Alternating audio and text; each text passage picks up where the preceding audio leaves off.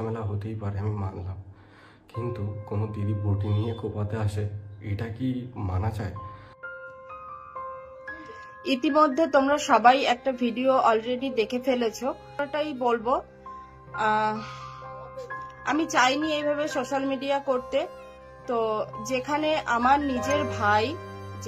নিজের ভাই আমার কথা ভাবলো না, তো সেখানে আমি আর ভেবে কি করব, তাই না? তো যাই হোক, সেটাও পরের কথা। আমি ঘরে ছিলাম, এবার ও ক্যামেরা অন করে নিয়ে আমার কাছে গেছে, আমি ব্যাগ থেকে চুড়িদার বার করছিলাম। ও ক্যামেরা অন করে নিয়ে আমার কাছে গেছে, ক্যামেরাটা অন করে বলছে, দেখো আমাদের ঝামেলার মূল হচ্ছে একটা কালপিট, নাটক করে সকালে ভিডিও পোস্ট করেছে, এরকম ধরনের, মানে ওর যা মুখে আসছে ও বলে যাচ্ছে। আমি কিন্তু একদম চুপচাপ, একটা কথাও বলিনি। এক আছে তো আমার চুলের মুঠি ধরেছে আমার মা মাঝখানে, আর আমি ওকে ছাড়ানোর চেষ্টা করছি। আচ্ছা তোমরাই বলো, আমাকে ও চুলের মুঠি ধরেছে, আমি চুপচাপ থাকবো? কিন্তু সত্যি মা কালী দিব্যি বলছি, আমি ওকে ওর গায়ে, মানে ও চুলের মুঠি ধরেছে বলে যে আমি ওকে মারবো বা কিছু, মারিনি। কিন্তু আমি আমাকে বাঁচানোর জন্য হয়তো ওকে ছাড়াতে চেষ্টা করেছি, তখন আমার নখের আঁচড় ওর এখানে লেগেছে। ঠিক আছে, আমার নখের আঁচড়টা ওর এখানে লেগেছে। আমার মা আমাকে ছাড়াতে পারছে না, মানে ও চুলের মুঠি টানাটানি হয়েছে, ওর দিদিরও কামড়াই ধরছে, সেটা কি করেছে?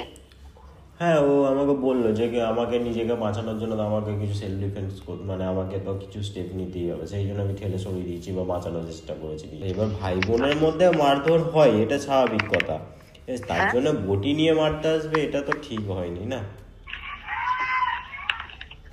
বটি দিয়ে মারতে গেছে, তোর কাছে ভিডিও আছে? ওর উপরে ভিডিও দেয়? কালকে রাতের রেকর্ডিং এ তো শুনলাম যে বটিটা নাকি রনি নিয়ে এসে কুপিয়েছে।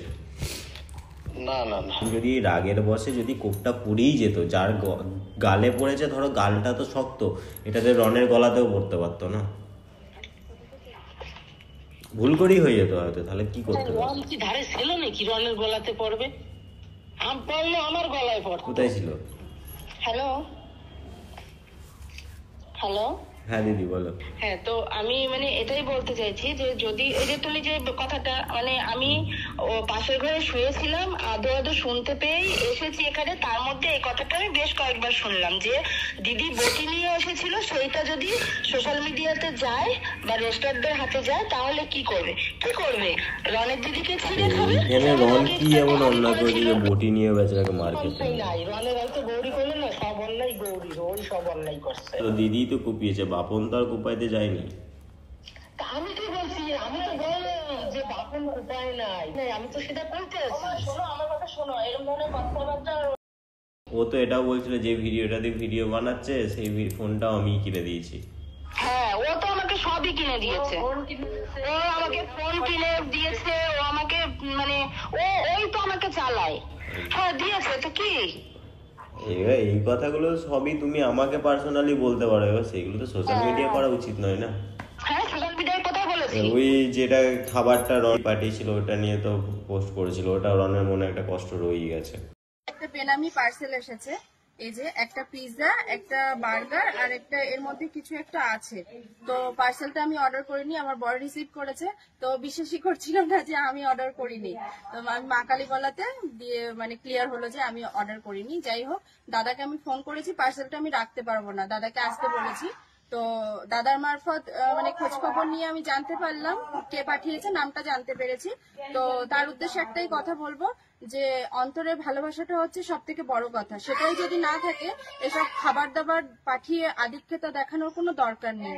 প্লিজ, আমার ছেলেরা মানে কি বলবো, যাই হোক না কেন, তো দাদাকে আমি বলেছি, দাদা বলেছে কি যে না এইভাবে হয় না, আপনার নাম্বারটাই দেওয়া রয়েছে, পার্সেলটা আপনাকেই নিতে হবে। আমি বললাম না, আপনি আসুন, পার্সেলটা নিয়ে যান, এটা আমরা রাখতে পারবো না।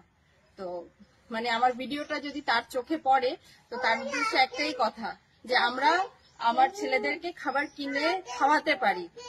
তো প্লিজ এরকম মানে খাবার দাবার পাঠিয়ে এরকম ভালোবাসা দেখানোটার কোনো দরকার নেই। ও আমাকে ফোন কিনে দিয়েছে, ও আমাকে মানে ওই তো আমাকে চালায়। হ্যাঁ দিয়েছে, তো কি? এবার এই কথাগুলো সবই তুমি আমাকে পার্সোনালি বলতে পারো, এবার সেগুলো তো সোশ্যাল মিডিয়া করা উচিত নয় না। হ্যাঁ, সোশ্যাল মিডিয়ার কথা বলেছি। ওই যেটা খাবারটা রন পাঠিয়েছিল ওটা নিয়ে তো পোস্ট করেছিল, ওটা রনের মনে একটা কষ্ট রয়েই গেছে। কষ্ট ওর মনেই শুধু আছে রে ভাই। এইগুলো সব কষ্ট আছে, এইগুলো সবকিছু ঠিকঠাক করার জন্যই তো, আর আমিও মেয়ের টানটা আনি, আমার ওটা ছেলে। এইসব জিনিসে তোমার তো একটা জিনিস মাথায় রাখা উচিত ছিল, বটিটা তুমি কিভাবে ধরলে? কিন্তু বটিটা নিয়ে এরকম কোনো কথা বলিনি যে তোকে শেষ করে ফেলবো বা কিছু।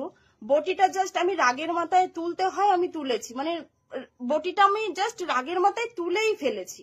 ঠিক আছে, বটিটা তুলে নিয়ে এক হাতে আমার বটিটা রয়েছে আর এক হাতে আমার ফোনটা। আমি বেঁচে আছি, এটাই হচ্ছে সবথেকে বড় খুশির কারণ। মানে সুখে থাকার জন্য বেঁচে থাকাটা খুব প্রয়োজন। তুমি ভালো আছো, তুমি সুস্থ আছো, তোমার আর কিচ্ছুর দরকার পড়বে না। আর এইসব যা দেখতে পাচ্ছ ভাই, সব মোহ মায়া। আর ভাই মানে জীবনে মানে মানুষ এরম ভাবে পাল্টি খেতে পারে, সেগুলো যা আমি দেখে এসেছি। তারপরে তো আমার আর কোনো কিছুতে কিচ্ছু যায় আসে না, কে কি ভাবলো কে কি বললো তাতে আমার কিচ্ছু যায় আসে না। আমি ভালো থাকবো আর সব ড্যাশের ড্যাশ। আজকে রন এই গঙ্গার পাড়ে এসে দেখছে আলাদা একটু খুশি পাচ্ছে মনের দিক দিয়ে। আসলে বাইরে বেরোলে দেখবে মন অনেক হালকা থাকে।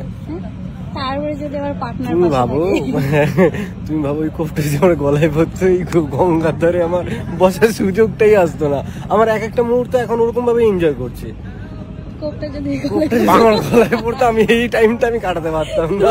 ছেলে একটা এত টেনশন নেওয়াই যাবে না ভাই। টেনশন নিতে গিয়ে ভাই নিজের জীবন শেষ করতে আমি দুবার ভাবি না। তার দিয়ে ভালো এই ভাই তোর জীবন তুই ফিরে পেয়েছিস, বাঁচার সুযোগ পেয়েছিস, আর কিচ্ছু দরকার নেই খুশির। এমনি খুশিতে থাকতে পারবি তুই।